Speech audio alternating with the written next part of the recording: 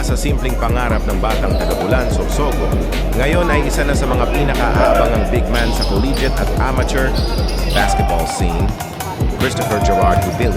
Tasno sa 6'3" at simula siya sa Parañaque Aces NBL Youth at Parañaque Worthback PSL 20U bago makilala sa mga liga gaya ng Bicol Cup Intertown at Phenom Championship League. Bawat laro, bawat ensayo, pinatunayan niyang walang imposible sa sipag at determinasyon.